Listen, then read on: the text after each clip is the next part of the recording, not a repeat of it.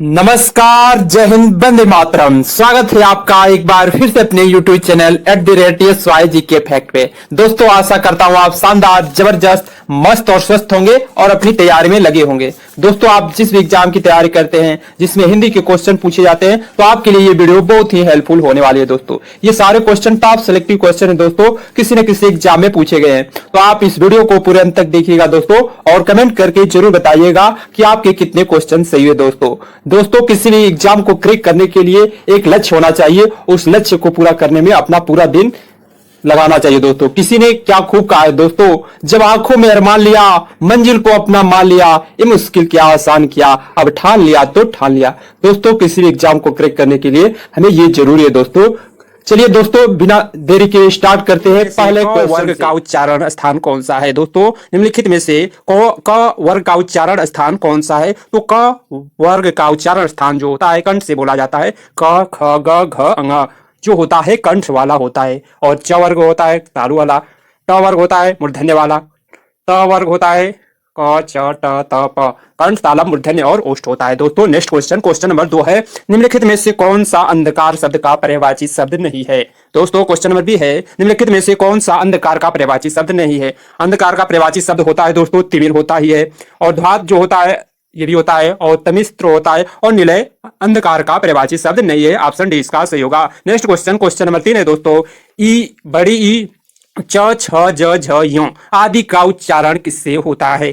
ई और बड़ी ई च छ ज झ य आदि का उच्चारण किससे होता है? ऑप्शन ए है कंठ से होता है, या मूर्धन्य से, या तालव्य से, या ओष्ठ से। कौन सा सही होगा दोस्तों? तो ये कौन सा होता है? तो तालव्य से होता है। तालव्य से च छ ज झ य होता है, वो तालव्य से बोला जाता है। कंठ से क वर्ग के बोले जाते हैं, क ख ग घ ङ। नेक्स्ट क्वेश्चन है क्वेश्चन नंबर 4, देखते हैं दोस्तों, एक से अधिक वर्णों के मेल को क्या कहते हैं? दोस्तों, क्वेश्चन नंबर 4 है, एक से अधिक वर्णों के मेल को क्या कहते हैं दोस्तों? तो व्यंजन कहते हैं। व्यंजन कहते हैं। ऑप्शन सी इसका सही होगा, व्यंजन कहते हैं। दोस्तों, क्वेश्चन नंबर 5 है, निम्नलिखित शब्दों में से स्वर संधि को पहचानिए। स्वर संधि कौन सा है दोस्तों क्वेश्चन नंबर 5 में? तो पुस्तक काले, पुस्तक प्लस आले जो होता है वो स्वर संधि है। कौन सी संधि कितने प्रकार की होती है दोस्तों? तो 3 प्रकार की होती है, स्वर संधि, व्यंजन संधि और विसर्ग संधि। स्वर संधि के 5 प्रकार होते हैं दोस्तों, दीर्घ संधि, गुण संधि, वृद्धि संधि, यण संधि और अयादि संधि। स्वर संधि के 5 भेद होते हैं। नेक्स्ट क्वेश्चन देखते हैं दोस्तों, क्वेश्चन नंबर 6 है, छोटी सी गलती पर पिताजी ने ऐसा उपदेश दिया कि मैं नतमस्तक हो गया। प्रयुक्त वाक्य में रेखांकित अंश के लिए उचित मुहावरा होगा। दोस्तों, छोटी सी गलती पर पिताजी ने ऐसा उपदेश दिया का उचित मुहावरा क्या होगा दोस्तों? तो सुक्ति बाण चलाना मतलब उपदेश देना, सुक्ति बाण चलाना उपदेश देना। ऑप्शन बी इसका सही होगा। नेक्स्ट क्वेश्चन नंबर 7 है, लकड़ी कौन से संज्ञा भेद का शब्द है? लकड़ी कौन से संज्ञा भेद का शब्द है दोस्तों? तो लकड़ी जो होता है वो द्रव्यवाचक संज्ञा है। दोस्तों, द्रव्यवाचक संज्ञा कितने प्रकार की होती है? मूलतः 3 प्रकार की होती है। कौन कौन सी होती है दोस्तों? व्यक्तिवाचक संज्ञा, जातिवाचक संज्ञा और भाववाचक संज्ञा। जातिवाचक संज्ञा में ही होती है दोस्तों द्रव्यवाचक और समूहवाचक संज्ञा। नेक्स्ट क्वेश्चन देखते हैं दोस्तों, क्वेश्चन नंबर 8 है, दिए गए बाएं ओर के शब्दों को दाएं ओर के शब्दों से विलोम शब्द मिलाइए। कौन सा ऑप्शन सही होगा दोस्तों? तो उर्वरक जो होता है उसका क्या होता है दोस्तों? उर्वरक होता है उसका विलोम शब्द ऊसर होता है, ये सही है।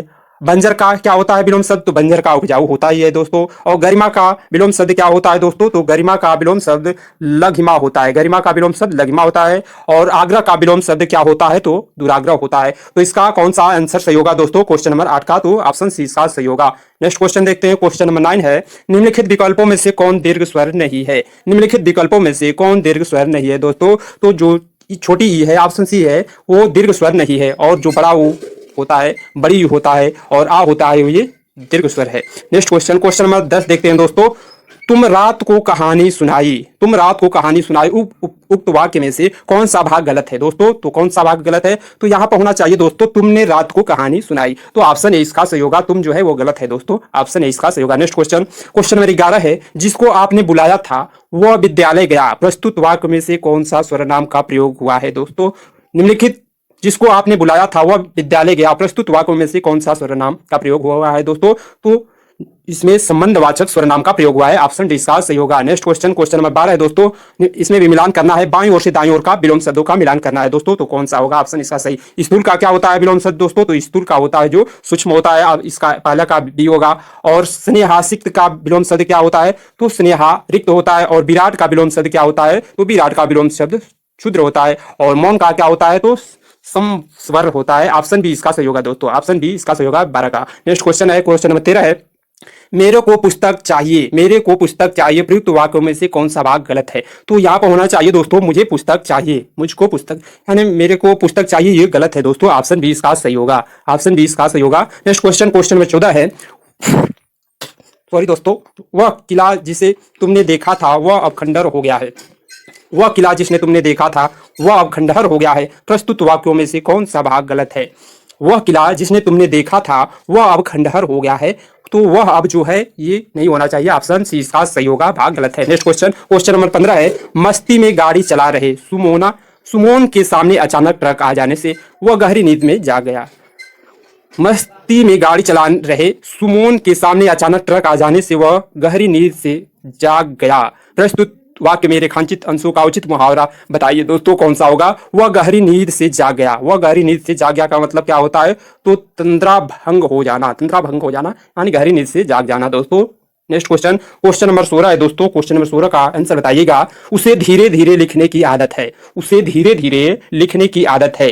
तो धीरे धीरे जो है ये कौन सा है दोस्तों? ऑप्शन ए सही होगा, इसका क्रिया विशेषण है। क्रिया की विशेषता बता रहा है दोस्तों, तो ये क्रिया विशेषण है। धीरे धीरे लिखना यानी क्रिया की विशेषता बता रहा है, तो ये क्रिया विशेषण होगा दोस्तों। क्वेश्चन नंबर 17 है, वह पढ़ता है लेकिन बात भी बहुत करता है। वह पढ़ता है लेकिन बात भी बहुत करता है। व्याकरण की दृष्टि से रेखांकित शब्दों को पहचानिए। तो वह पढ़ता है लेकिन बात बहुत करता है, तो क्या होगा ऑप्शन इसका सही दोस्तों? क्रिया विशेषण है या अव्यय है या सर्वनाम है या संज्ञा है। लेकिन क्या है दोस्तों? जो लेकिन होता है क्या होता है? अव्यय होता है दोस्तों। ऑप्शन बी इसका सही होगा। नेक्स्ट क्वेश्चन, क्वेश्चन नंबर 17 है, हम और तुम और श्याम को अवश्य जाना है। उपयुक्त वाक्यों में से कौन सा भाग गलत है? तो हम और तुम ये गलत है। नेक्स्ट ऑप्शन ए इसका सही होगा। नेक्स्ट क्वेश्चन, क्वेश्चन नंबर 18 है दोस्तों। मुहावरे का सही अर्थों से मिलान करना है दोस्तों। क्वेश्चन नंबर 18 का आंचल पसारना, आंचल पसारना का मुहावरा होता है दोस्तों प्रार्थना करना। उड़ती चिड़िया पहचानना, उड़ती चिड़िया पहचानना का मतलब होता है मन की बात जान लेना, तो ये भी सही है दोस्तों। कंचन बरसाना, कंचन बरसाना यानी लाभ ही लाभ होना, ये भी सही है। 3 का सी जो सही है। कमल तोड़ना यानी बहुत अच्छा लिखना, अरे सॉरी दोस्तों, कलम तोड़ना है। कलम तोड़ना, कलम तोड़ने का मतलब होता है बहुत अच्छा लिखना। इसका कौन सा ऑप्शन सही होगा? तो ऑप्शन ए इसका सही होगा दोस्तों। नेक्स्ट क्वेश्चन, क्वेश्चन नंबर 19 है, निम्नलिखित शब्दों में से सही परिभाषित शब्द होगा। कौन सा परिभाषित शब्द सही होगा? ब्रह्मा, सेवक और ग्रीष्म। ब्रह्मा, सेवक और ग्रीष्म का कौन सा ऑप्शन सही होगा?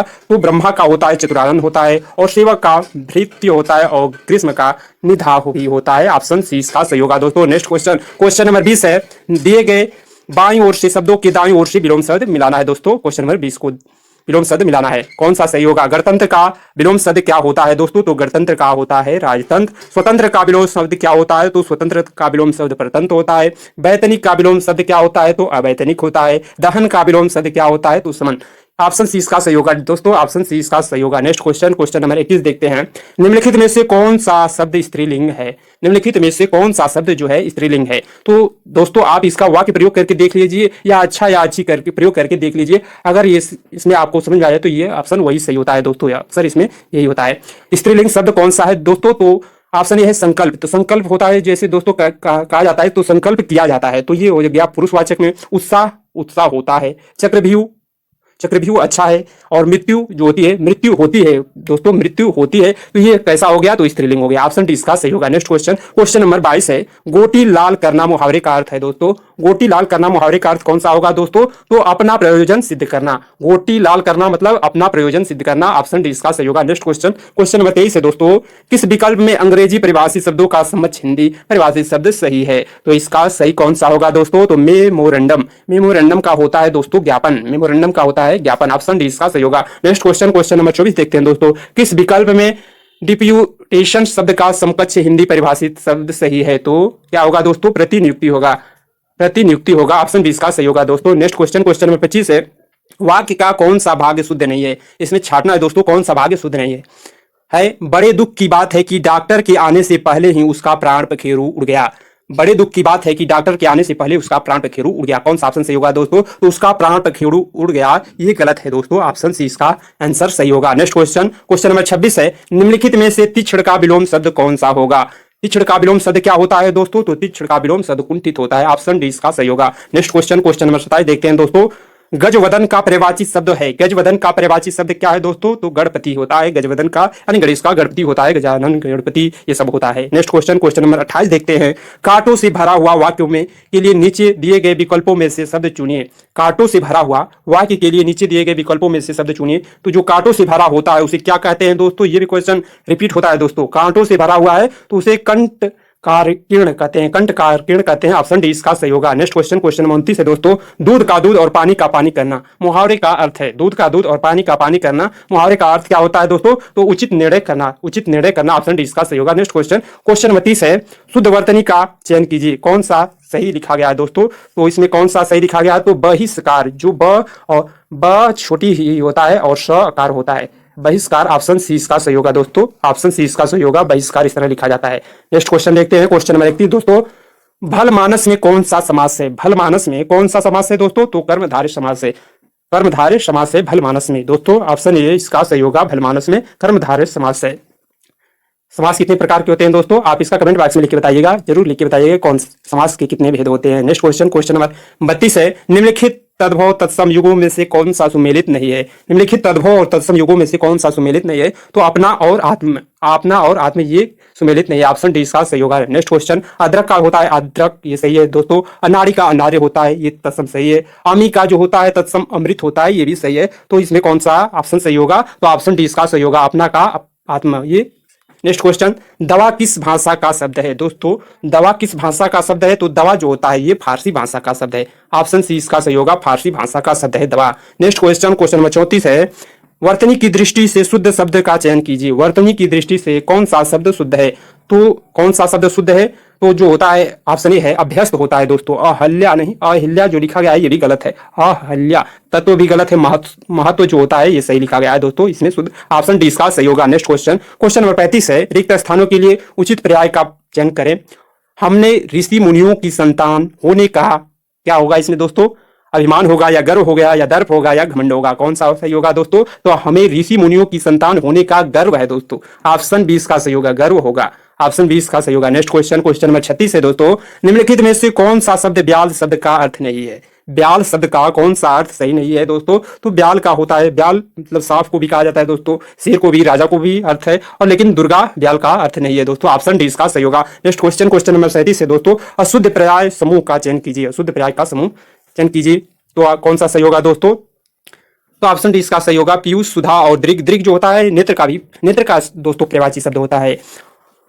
नेक्स्ट क्वेश्चन नंबर 39 देखते हैं दोस्तों। अशुद्ध विलोम युग्म का चयन कीजिए। कौन सा विलोम शब्द अशुद्ध है दोस्तों? तो जो कर्कश होता है उसका विलोम मधुर होता है, ये तो सही है। रिजु का भक्त सही है। ऐश्वर्य का अनैश्वर्य, ये भी सही है। तो इसमें कौन सा ऑप्शन सही होगा? एही का लौकिक। ऑप्शन डी इसका सही होगा। ऑप्शन डी इसका सही होगा दोस्तों। नेक्स्ट क्वेश्चन है। क्वेश्चन नंबर 39 है दोस्तों। निम्नलिखित वाक्यांशों के लिए एक शब्द कौन सा सुमेलित नहीं है? कौन सा इसमें भी सुमेलित नहीं है दोस्तों? ये क्वेश्चन आप जरूर ध्यान दीजिएगा दोस्तों। उसमें पूछा जाता है कौन सा सुमेलित नहीं है, बार बार गलतियां होती है दोस्तों।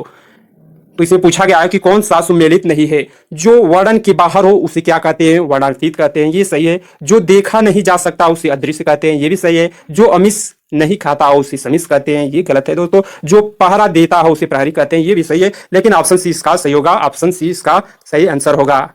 नेक्स्ट क्वेश्चन देखते हैं दोस्तों। क्वेश्चन नंबर 39 है।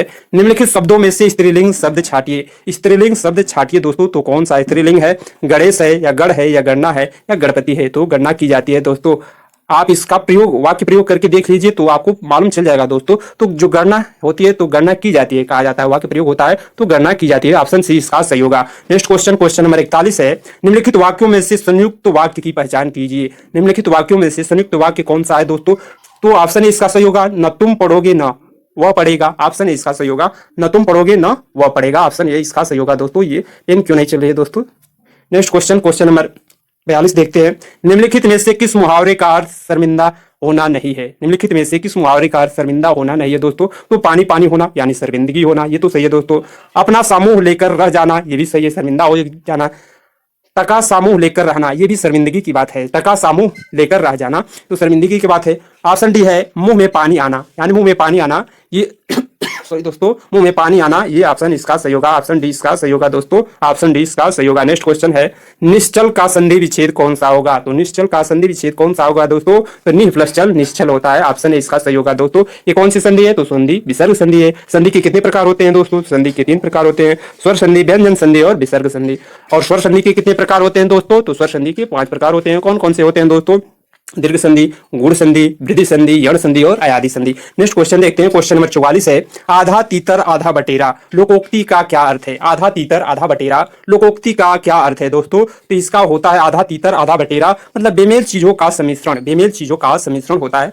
ऑप्शन ए इसका सही होगा दोस्तों। पेन नहीं चल रही है, देखिएगा। नेक्स्ट क्वेश्चन है, तौलिया किस भाषा का शब्द है दोस्तों? तौलिया किस भाषा का शब्द है? तो तौलिया जो होता है दोस्तों पुर्तगाली भाषा का शब्द है, ऑप्शन बी इसका सही होगा। नेक्स्ट क्वेश्चन, क्वेश्चन नंबर 46 देखते हैं, निम्नलिखित में से कौन सा वर्तमान काल का भेद नहीं है दोस्तों? निम्नलिखित में से कौन सा वर्तमान काल का भेद नहीं है? तो तात्कालिक वर्तमान काल का भेद है, पूर्व वर्तमान काल होता है, संदिग्ध वर्तमान काल होता है, लेकिन हेतु वर्तमान काल का भेद नहीं है दोस्तों, ऑप्शन डी इसका सही होगा। नेक्स्ट क्वेश्चन है, क्वेश्चन नंबर 47 है, सब कोई सर्वनाम में किस प्रकार का उदाहरण है? सब कोई सर्वनाम में किस प्रकार का उदाहरण है दोस्तों? तो सब कोई जो होता है वो संयुक्त सर्वनाम है। कौन सा सर्वनाम है? संयुक्त सर्वनाम, ऑप्शन डी इसका सही होगा। नेक्स्ट क्वेश्चन है, क्वेश्चन नंबर 48 है दोस्तों, गुरुजी मेरा, इसमें भरना है दोस्तों, गुरुजी मेरा खाली स्थान है स्वीकार करें। तो क्या स्वीकार करें दोस्तों? ऑप्शन ए है अभिनंदन या स्वागत या अभिवादन या अभिमान। कौन सा सही होगा दोस्तों? तो गुरुजी मेरा अभिवादन स्वीकार करें, ऑप्शन सी इसका सही होगा, अभिवादन होगा। नेक्स्ट क्वेश्चन है, क्वेश्चन नंबर 39 है दोस्तों, पत्र के संबंध में निम्नलिखित में से किसको अभिवादन कहते हैं? पत्र के संबंध में से निम्नलिखित में से किसको अभिवादन कहते हैं दोस्तों? तो शुभाशीष को कहते हैं, ऑप्शन बी इसका सही होगा। नेक्स्ट और लास्ट क्वेश्चन है दोस्तों, निम्नलिखित में से किसका प्रयोग अधिकतर भारतीय गजटों में प्रकाशित सरकारी नियम, आदेश आदि की सूचना के प्रसंग में होता है दोस्तों? निम्नलिखित में से किसका प्रयोग अधिकतर भारतीय गजटों में प्रकाशित सरकारी नियम, आदेश आदि की सूचना के प्रसंग में होता है दोस्तों? तो जो अधिसूचना होती है वही होता है अधिसूचना, ऑप्शन सी इसका सही होगा।